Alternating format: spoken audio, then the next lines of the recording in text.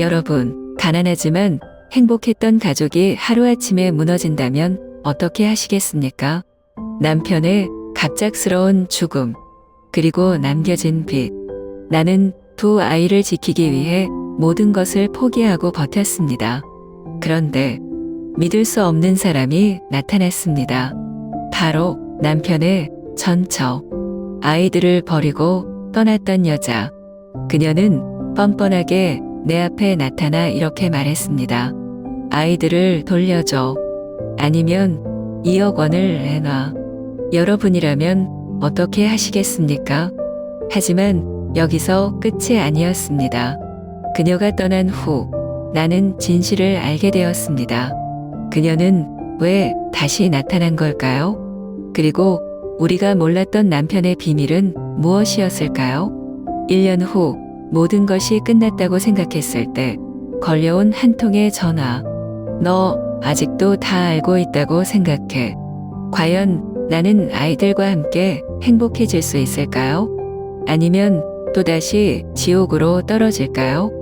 이제 여러분이 판단할 차례입니다. 영상 끝까지 보시고 여러분의 생각을 댓글로 남겨주세요. 나는 박지현, 올해 47살이다. 나는 인천의 오래된 아파트에서 살고 있다.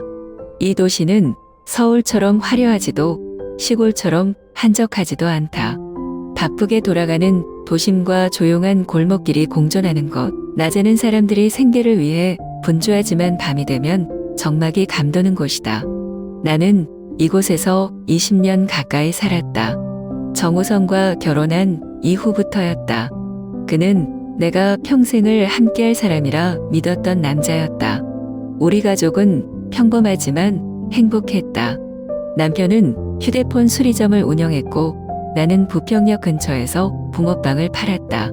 내가 버는 돈은 많지 않았지만 그래도 두 아들 정민재와 정지훈을 키우기에는 충분했다. 민재는 22살로 연세대학교에 다니고 있었고 지훈은 19살로 건축학과 입학을 준비 중이었다. 우리 삶은 여유롭지는 않았지만 따뜻했다. 매일 아침 5시에 일어나 가족을 위해 아침을 준비하고 남편이 가게 문을 여는 걸 도운 후에야 내 붕어빵 노점을 시작했다. 붕어빵 장사는 쉽지 않았다. 여름에는 더워서 장사가 잘 되지 않았고 겨울이 되어서야 손님이 늘어났다. 하지만 추운 날씨에도 따뜻한 붕어빵을 손에 쥐고 행복해하는 사람들을 보면 그저 기분이 좋았다. 우리 노점에는 단골들이 많았다. 시장에서 장사하는 할머니는 항상 붕어빵을 한 봉지 사가셨고 학교를 마치고 지나가는 학생들은 친구들과 함께 하나씩 나눠 먹었다. 어떤 날은 손님이 많아 쉴 틈도 없었지만 그래도 나에게는 소중한 하루하루였다. 남편은 다정한 사람이었다. 표현은 서툴렀지만 항상 가족을 먼저 생각했다. 어느 날 내가 심하게 아팠을 때 그는 가게 문을 닫고 집으로 달려와 서툴게 죽을 끓였다. 죽이 탄 냄새가 집안을 가득 채웠지만 그의 진심을 알기에 나는 한 숟가락을 떠먹으며 웃었다. 하지만 최근 남편의 얼굴에서 미소를 보기 어려웠다. 그는 점점 말수가 줄어들었고 밤늦게까지 가게에서 일하다가 새벽에 들어오는 날도 많아졌다. 나는 걱정스러웠지만 그는 항상 괜찮아. 그냥 가게가 좀 바빠서 그래라고 대답했다. 하지만 나는 알고 있었다. 가게 운영이 점점 힘들어지고 있었다. 나는 여러 번 새로운 직장을 알아보라고 했지만 남편은 고개를 저었다. 난 내 일을 포기하고 싶지 않아, 지연아. 내 힘으로 뭔가를 이루고 싶어. 그의 마음을 이해하면서도 한편으로는 불안했다. 그러던 어느 날 겨울이 깊어가는 차가운 날이었다. 새벽부터 눈이 내리기 시작했고 거리는 온통 하얗게 변해 있었다. 나는 두꺼운 옷을 껴입고 부평역 앞 노점을 열었다. 차가운 공기를 뚫고 손님들이 붕어빵을 사러 왔고 나는 정신없이 손을 움직이며 장사를 하고 있었다. 그때 전화벨이 울렸다. 나는 손에 묻은 반죽을 급히 닫고 전화를 받았다. 여보세요? 여기는 인하 병원입니다. 남편분이 교통사고를 당하셨습니다. 지금 바로 병원으로 와주셔야 합니다. 그 순간 심장이 철렁 내려앉았다. 뭐라고요? 우리 남편이 사고를 당했다고요? 자세한 내용은 병원에서 말씀드리겠습니다. 지금 빨리 와주세요. 내 손이 떨려서 휴대폰을 떨어뜨릴 뻔했다.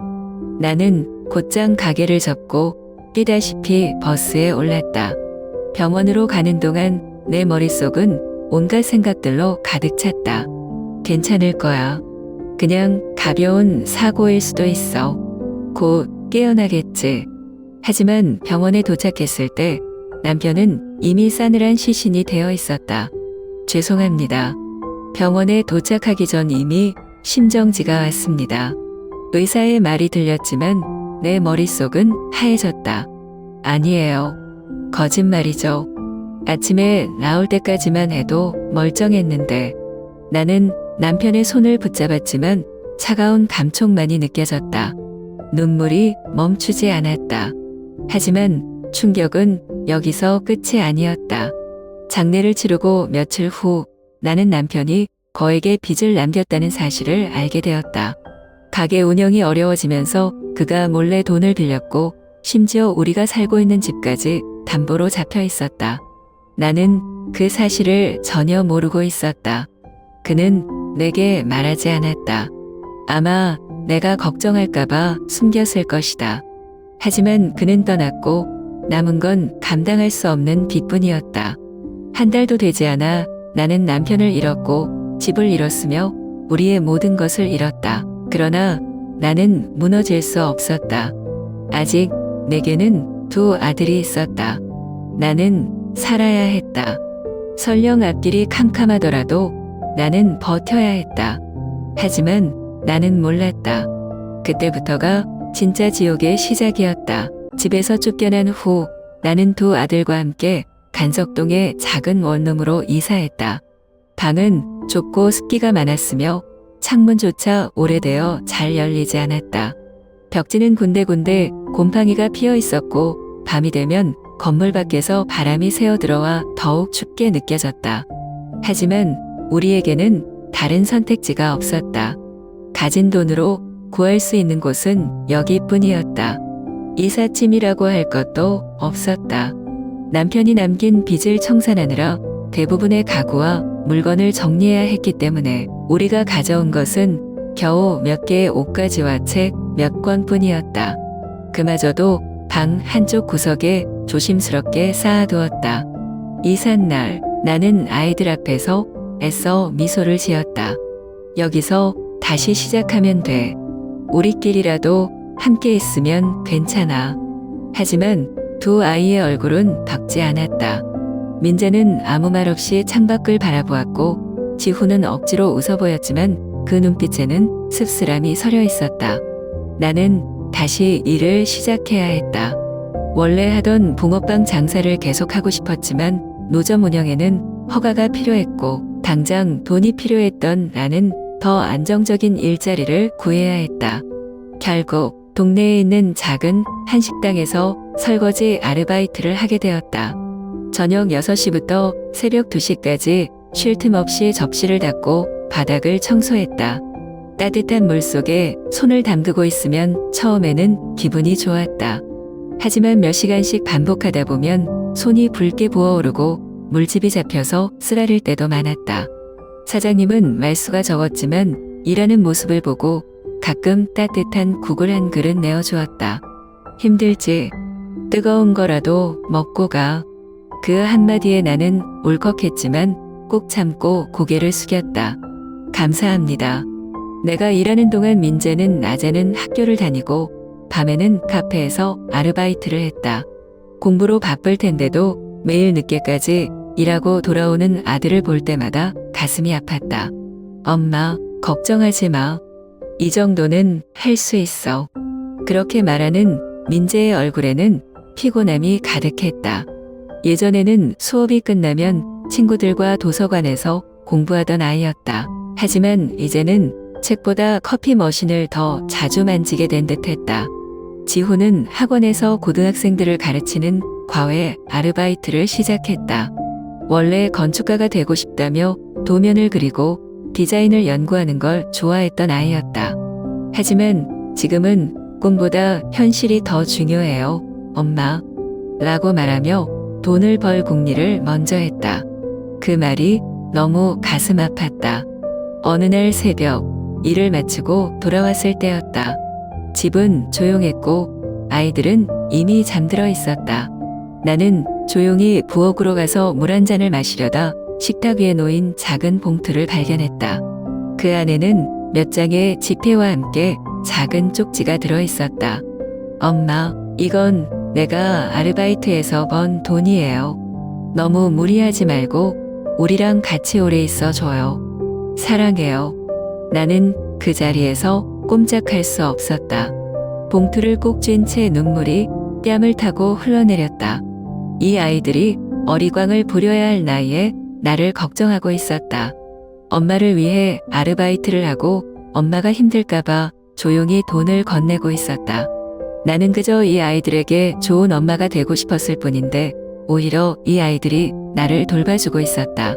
미안함과 고마움이 뒤섞인 감정 속에서 나는 결심했다. 나는 절대 무너지지 않을 것이다. 이 아이들에게 더 나은 삶을 줄 때까지 나는 버틸 것이다. 어느 날 나는 평소처럼 출근 준비를 하고 있었다. 새벽까지 설거지를 하느라 온몸이 무거웠지만 그래도 버텨야 했다. 민재와 지훈이 힘들게 번 돈을 나에게 건네던 그날 밤 이후 나는 더 이상 약해질 수 없었다. 이 아이들이 내 어깨에 기대고 있는 한 나는 쓰러질 수 없었다. 그때 문을 두드리는 소리가 났다. 이 시간에 누구지? 나는 이상한 기분이 들었다. 이 작은 원룸에는 찾아올 사람이 없었다. 나는 문을 열었다. 그 순간 한 여자가 눈앞에 서 있었다. 고급스러운 모피코트, 얼굴을 반쯤 가린 검은 선글라스, 입가에 떠오른 냉소적인 미소. 박지연 씨. 낯선 여자가 낮고 차가운 목소리로 물었다. 나는 본능적으로 불길한 기운을 느꼈다. 누구신데요? 여자는 선글라스를 벗으며 미소를 지었다. 나는 민재와 지훈의 친어머니야. 나는 순간 숨이 멎었다. 뭐라고요? 그녀는 태연한 얼굴로 내 반응을 지켜보았다. 서미경이라고 해. 내 이름 들어봤겠지? 서미경. 나는 이 이름을 알고 있었다. 아니, 이 이름을 절대 잊을 수 없었다. 남편이었던 정우성이 한 번도 편하게 입에 올리지 못했던 이름. 그의 전처. 민재가 겨우 5살, 지훈이 2살이었을 때 남편과 아이들을 버리고 다른 남자와 도망쳤던 여자. 그녀가 지금 내 눈앞에 서 있었다. 나는 이를 악물었다. 무슨 일로 온 거죠? 서미경은 가볍게 어깨를 으쓱하며 말했다. 뭐긴. 내 아이들을 데려가려고 왔지. 나는 기가 막혀 비웃었다. 아이들을 데려가겠다고요? 그래. 어차피 나는 법적으로 이 아이들의 엄마야. 내가 내 애들을 키울 이유가 없지 않나? 나는 분노로 온몸이 떨렸다. 법적으로 엄마라고요? 당신이 엄마 노릇을 한 적이라도 있나요? 애들이 울 때, 아플 때, 배고플 때 당신이 어디 있었는데요? 서미경은 지루하다는 듯이 머리카락을 넘겼다. 과거는 이제 중요하지 않잖아. 지금 내가 돌아왔으니까. 돌아왔다고요? 이제 와서 무슨 낯짝으로 그런 말을 하는 거죠? 나는 참을 수 없었다. 당신이 떠나고 나서 민재가 얼마나 울었는지 알아요? 매일 밤 문 앞에서 엄마를 찾으면서 기다렸어요. 지훈은 엄마 얼굴도 기억 못해요. 그런데 이제 와서 돌아왔다고요? 지금 장난합니까? 감동적인 이야기네. 하지만 그녀는 코웃음을 치며 가방에서 서류를 꺼냈다. 이걸 보면 생각이 좀 달라질걸? 나는 떨리는 손으로 서류를 받아들였다. 아이들 양육권 청구서. 눈앞이 핑 돌았다. 이게 뭐죠? 말 그대로야. 나는 아이들의 친모고 법적으로 양육권을 주장할 권리가 있어. 내가 협조하지 않으면 법정에서 만나게 될 거야. 나는 충격에 말을 잃었다. 서미경은 계속 말을 이었다. 하지만 나도 법정 싸움 같은 건 귀찮아. 그러니까 간단하게 해결하자고. 2억 원. 200만 원도 아니고 2천만 원도 아니야. 2억 원을 나한테 주면 난 조용히 사라질게. 어때? 괜찮은 거래지? 그녀는 여유롭게 미소를 지었다. 나는 너무 황당해서 웃음이 나왔다. 당신, 지금 제정신이에요? 내가 감당할 수 있는 돈이 아니라는 건 알아. 하지만 넌 똑똑하잖아. 이 돈을 주는 게 더 싸게 먹힌다는 걸 알겠지? 당신은 엄마가 아니라 그냥 사기꾼이에요. 서미경의 표정이 순간 굳어졌다. 나는 분노에 가득 찬 눈으로 그녀를 노려보았다. 애들이 돈벌이 수단인가요? 당신한테 엄마라는 단어는 도대체 무슨 의미죠? 내가 뭘 알아? 아니, 당신이 뭘 몰라도 너무 모르네요. 나는 서류를 그녀의 가슴팍에 던지며 차갑게 말했다. 내 대답은 하나예요. 절대 안 돼요. 서미경은 이를 악물었다. 좋아. 그렇게 나온다면 법정에서 보자고. 내가 감히 내 애들을 뺏어간 대가를 치르게 해줄 테니까. 그녀는 다시 선글라스를 끼고 거만한 걸음으로 돌아섰다. 나는 문이 닫히자마자 털썩 주저앉았다. 숨을 몰아쉬었다. 그녀는 정말로 아이들을 빼앗으려 할까? 아니, 절대 그렇게 둘 수는 없었다. 나는 어떻게든 이겨야만 했다. 나는 집으로 돌아오자마자 민재와 지훈을 불렀다. 두 아이는 내 얼굴을 보자마자 무언가 심상치 않음을 느낀 듯 걱정스럽게 나를 바라보았다. 엄마, 무슨 일이야? 민재가 조심스럽게 물었다. 나는 깊은 한숨을 내쉬고 잠시 머릿속을 정리한 뒤 입을 열었다. 너희 친어머니가 찾아왔어. 그 말을 듣는 순간 민재의 표정이 굳어졌다. 지훈은 손에 들고 있던 연필을 떨어뜨렸다. 뭐라고요? 지훈이 떨리는 목소리로 되물었다. 나는 힘겹게 고개를 끄덕였다. 서미경이라는 여자가 집 앞까지 와서 너희를 데려가겠다고 했어. 순간 공기가 얼어붙었다. 그 여자가 우리를. 민재는 이를 악물었다. 주먹을 꽉 쥐고 손등의 핏줄이 도드라졌다. 엄마, 그 여자가 무슨 자격으로? 지훈이 격하게 외쳤다. 그의 손이 덜덜 떨리고 있었다. 나는 최대한 차분한 목소리로 말했다. 그 여자는 법적으로 친모야. 그래서 양육권을 주장할 수 있다고 했어. 하지만 돈이 목적이더라. 또 민재의 눈빛이 날카로워졌다. 나는 천천히 말했다. 2억 원을 주면 너희를 포기하겠다고 했어. 지훈이 헛웃음을 터뜨렸다.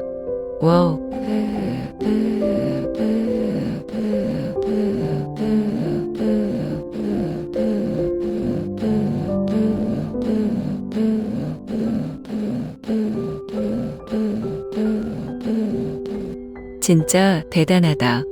엄마가 우리를 키운 세월을 돈 몇 푼으로 바꾸겠다고? 민재는 이를 꽉 물었다. 엄마, 걱정하지 마세요. 그 여자가 우리를 데려가게 놔두지 않을 거예요. 나는 민재와 지훈을 보며 가슴이 아팠다. 이 아이들은 원래 이런 싸움을 해야 할 나이가 아니었다. 하지만 나는 알고 있었다. 우리 셋은 이제 그 여자를 상대로 싸워야만 했다.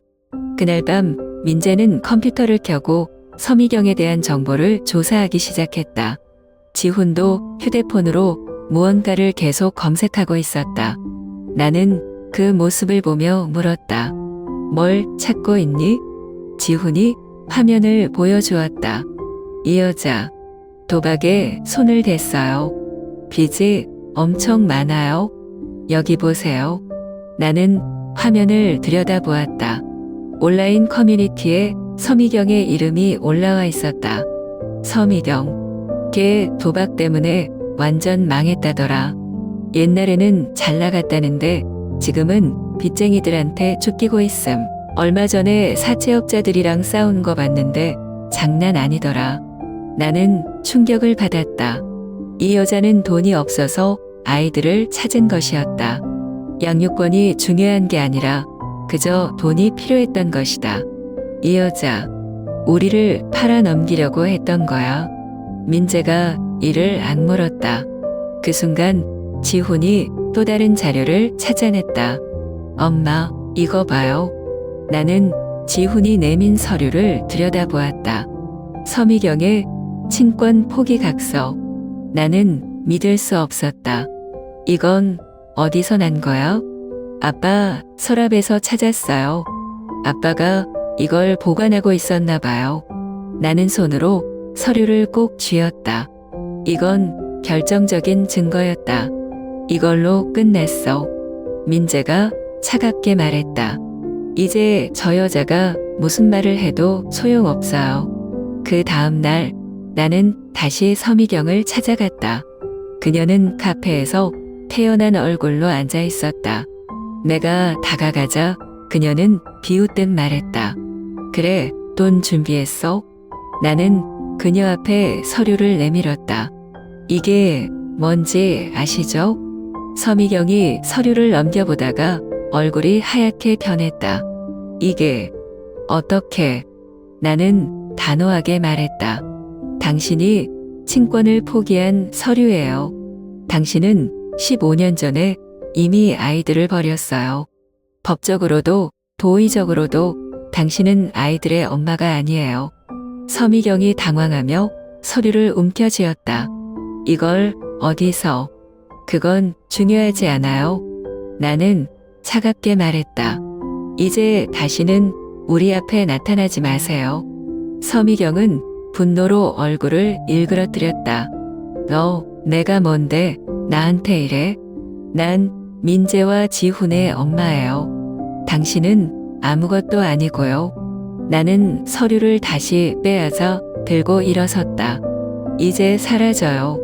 그리고 다시는 우리를 건드리지 마요. 서미경은 아무 말도 하지 못했다. 그녀는 완전히 무너진 얼굴이었다. 그녀는 결국 자리에서 일어나더니 이를 악물고 말했다. 좋아. 내가 졌어. 그리고는 문을 박차고 나갔다. 나는 천천히 숨을 내쉬었다. 이제야 끝났다. 나는 집으로 돌아와 아이들을 꼭 안았다. 우리 이겼어. 민재와 지훈도 나를 꼭 안으며 말했다. 엄마, 이제 정말 괜찮아요? 나는 이 순간을 영원히 기억하고 싶었다. 가족을 지키기 위해 우리는 끝까지 싸웠고 결국 이겨냈다. 그날 밤 나는 작은 김밥 가게에 불을 끄며 긴 하루를 마무리했다. 이제 설거지를 하고 바닥을 닦고 재료를 정리하는 것이 더 이상 힘들지 않았다. 이 가게는 내 손으로 일군 첫 번째 가게였다. 더 이상 남의 식당에서 접시를 닦지 않아도 되었다. 내가 직접 만든 따뜻한 김밥과 국물이 사람들의 마음을 채워주었고 그들의 따뜻한 말 한마디가 내게 힘이 되었다.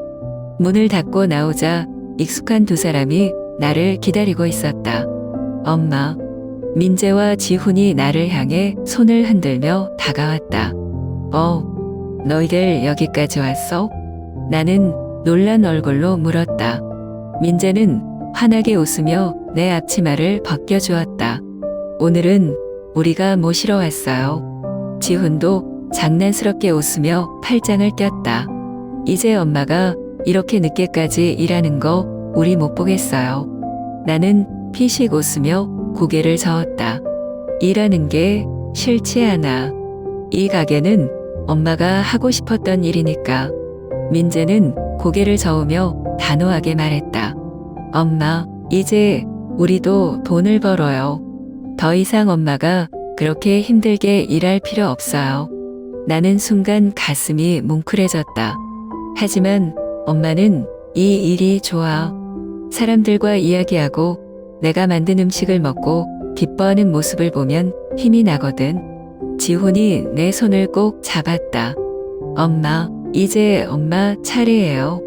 나는 어리둥절한 얼굴로 지훈을 바라보았다. 차례.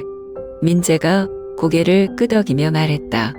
그동안 엄마는 우리를 위해 모든 걸 희생했어요. 이제 엄마가 하고 싶은 걸 해요.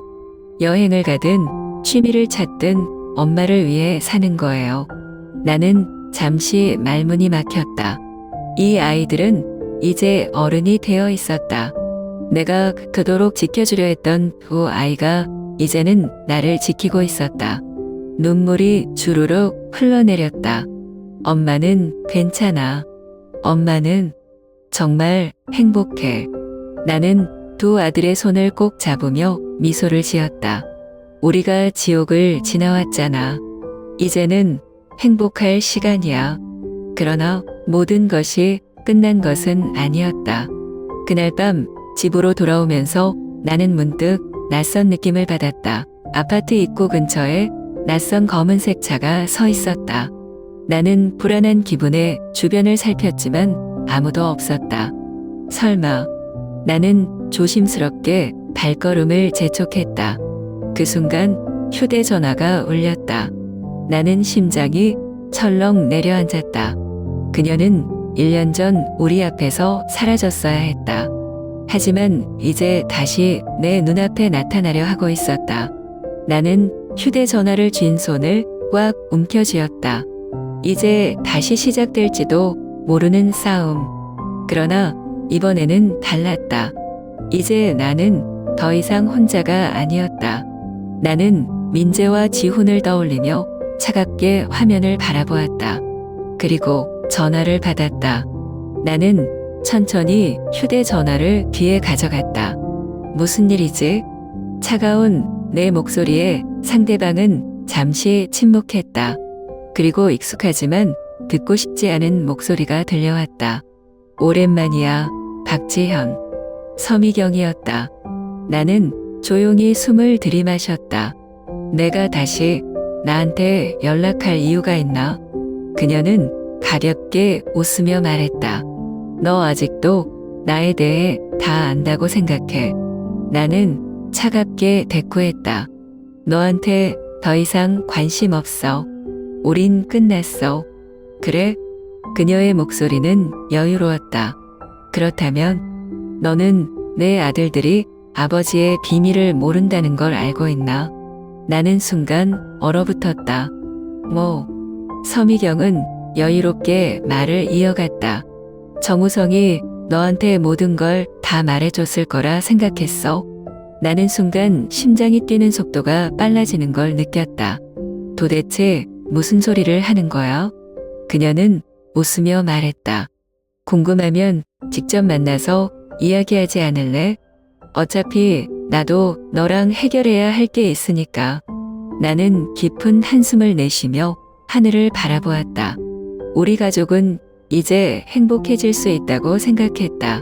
그런데 아직 끝나지 않은 일이 남아 있는 걸까? 나는 다시 휴대전화를 쥐었다. 어디서 만나지? 이제는 도망치지 않을 것이다. 나는 다시 맞설 것이다. 이제야 깨달았다. 행복은 주어지는 것이 아니라 끝까지 지켜내야 하는 것이었다. 나는 두 아들이 있는 집을 돌아보며 조용히 다짐했다. 이번에는 절대 빼앗기지 않겠다고.